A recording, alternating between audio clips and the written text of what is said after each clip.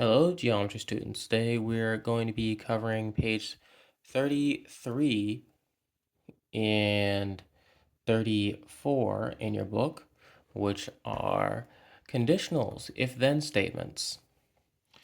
What this means is suppose we have some scenario like if it's snowing, then it's cold. And we'll denote that it's snowing with P and that it's cold with Q, i.e. we have if P, then Q.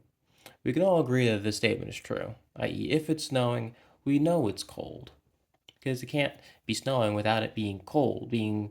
Snowing necessitates it being cold. This does not mean that if it is cold, then it's snowing. These are not the same. If this is our statement, this is our converse.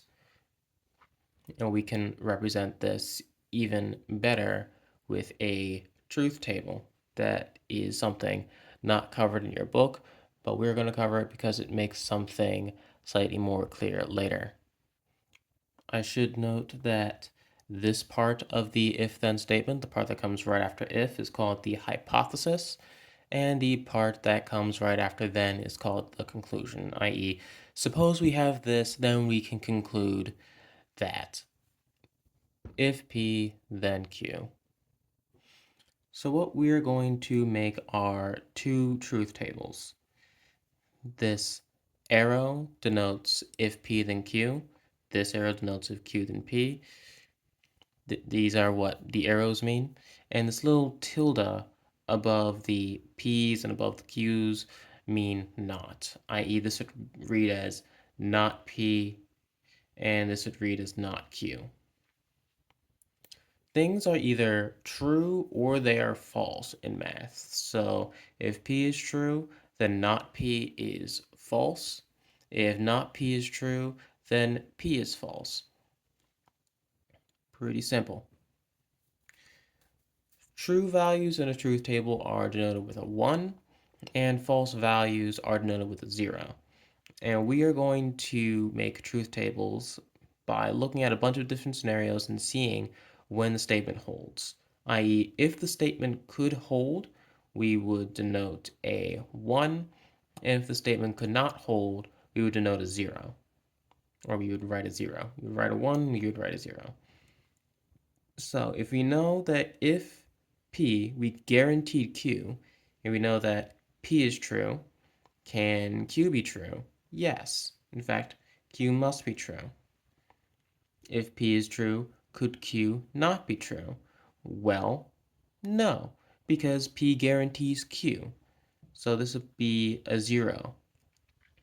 If not P is true, could Q be true? i.e., if we're going back with a if it's snowing that it's cold scenario, if it's not snowing, could it still be cold? Well, yes. That could be true. The statement would still hold. If it's not snowing, could it also not be cold? Well, yeah. The statement could still hold in this scenario as well. Notice how as soon as not P is true, i.e. as soon as P is false, this statement is just vacuously true. And suppose if Q is always true, this statement would be trivially true. Because it doesn't matter whether or not P is true or P is not true. If Q is always true, then the if-then statement is always going to return a true. Now on to the converse. If Q is true, can we guarantee that P is true? Could these two be true at the same time? Well, yes. Could these two be true at the same time? Well, not Q here would just be not P here, and so both of these values would get a 1. And suppose Q is true, and we can guarantee that P is true from here, Could Q be true and P not be true at the same time? No, that would be a contradiction. I would like you to know the term that I used, contradiction. This means that we would have found a counterexample to the if then statement. If we can find even one counterexample, then the if then statement is no longer valid. I believe Einstein once said, once he was under fire about the theory of relativity or something along those lines, there was a paper or some book being written called 100 Authors or 100 Scientists or 100 Physicists Against Einstein. And he famously said, if I were wrong, then one would have been enough. He turned out to not be wrong, which is why we have GPSs and all that good stuff today, but that is beside the point. We can find a contradiction, i.e., we can find a true statement in a category in which it can't be true, or it shouldn't be able to be true, i.e., this is true and this is false, then, the if then statement no longer works. Or really, it never worked. We just discovered that it didn't work. Now, suppose we have both of these statements being true at the same time, i.e., if P then Q and if Q then P. When a statement and its converse are the same at the same time, we call that an if and only if. That's what this double arrow reads as. This reads as P if and only if Q. Your book doesn't have this notation, but I use this notation sometimes. So if I'm doing something at the board and I just write this, you know what it means now. Now, this is true when if P then Q is true and if Q then P is true. So in order to make the truth table for this, we just need to look at the corresponding squares and see when everything is true in the corresponding squares at the same time in the statement and the converse. So suppose P is true and Q is true. Is that true in both the statement and the converse? Well, this is the one here and this is the one here. So yes, that'd be a 1. If not P is true, could Q be true in both of them? Well, not P is true, Q is true here, so that's a 1. But not P is true and Q is true is a 0 here, which means they're not both true at the same time, which means this statement cannot hold during this time. So this would be a 0. For P and not Q, we have a 0 here, so we automatically know that it can't be true for both. And for here, not P not Q and not P not Q, oh look, they're both true. And this is why if and only if statements, or what your book calls biconditionals, so powerful. It's because we know that if P is true, then Q is true, and if not P is true, then not Q is true, i.e., P is true if and only if Q is true, Q is true if and only if P is true. In if and only if statements, these two things, the hypothesis and the conclusion, can be switched. Hopefully that makes sense. If it doesn't, that will be an exercise for the watcher. Now, there are a few other ways you might encounter an if-then statement. We can write it as P implies Q. That is not how you spell implies. There we go. P implies Q. If P is true, that implies that Q is true. We have P only if Q. i.e., when P is true, that necessitates being that necessitates that Q is true. So P is true only if Q is true. I.e., whenever P is true, Q must be true. I have never seen anyone use this because this looks distinctly like an if and only if, and thus it can be confusing. But your book notes it, so we're going to go over it. And Q if P. This is simply switching it around. If P, then Q. Q is true if P is true.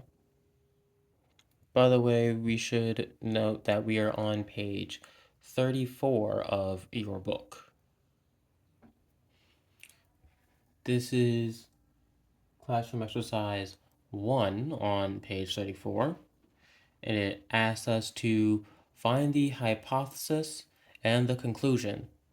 And we have the statement, if 2x minus 1 equals 5, then x equals 3. Well, it should be fairly clear that this is the hypothesis because it comes right after the if statement. And it's in the form if P then Q.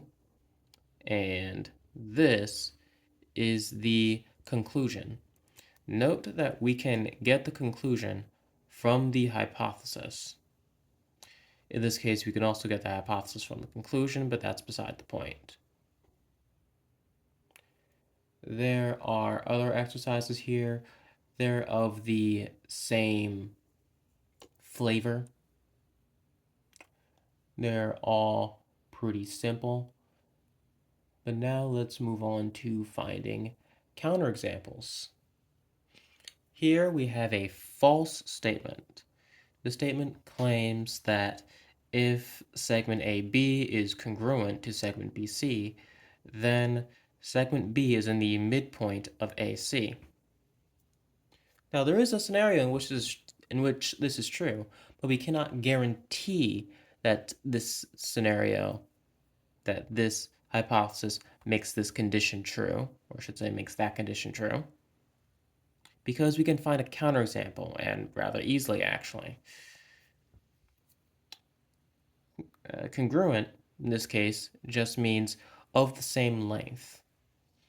If you forgot that, I would suggest remembering or going back and reviewing congruency in your book back in chapter 1.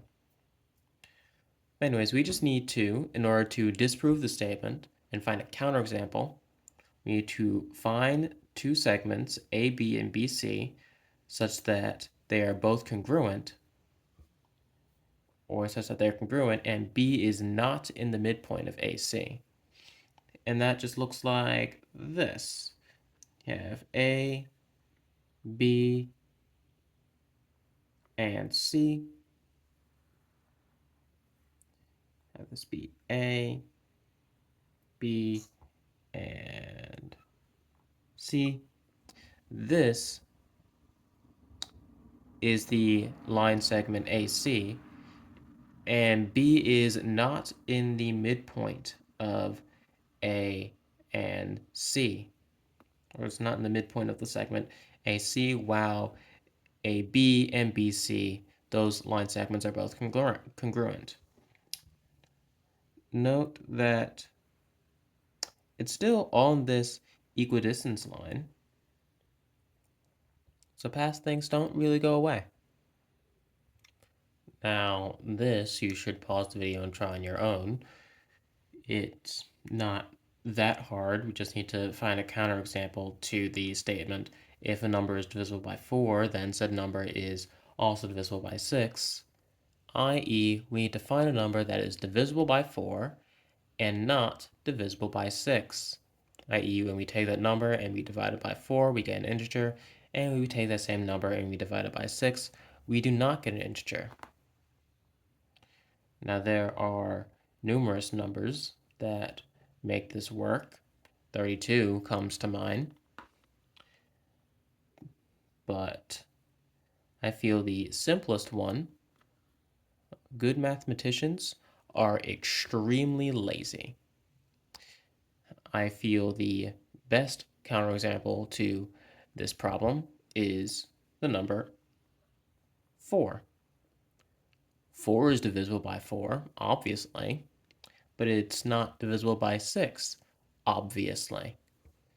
Because when we divide 4 by 4, we get 1 by definition, and when we divide 4 by 6, we get 2/3, which is not an integer, therefore it's not divisible by it.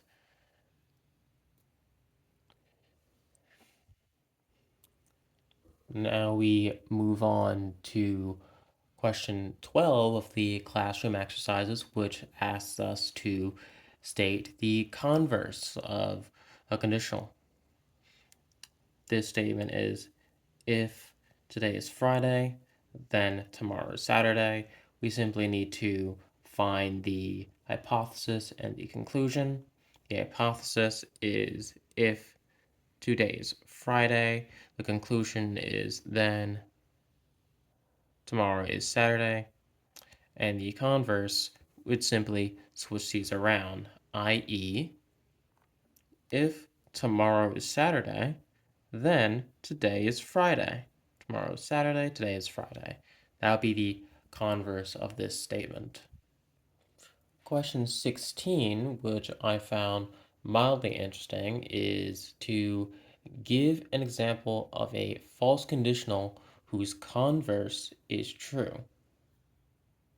Now, here's our condition. If, or here's our counterexample. Not really counter. This is me solving the problem. If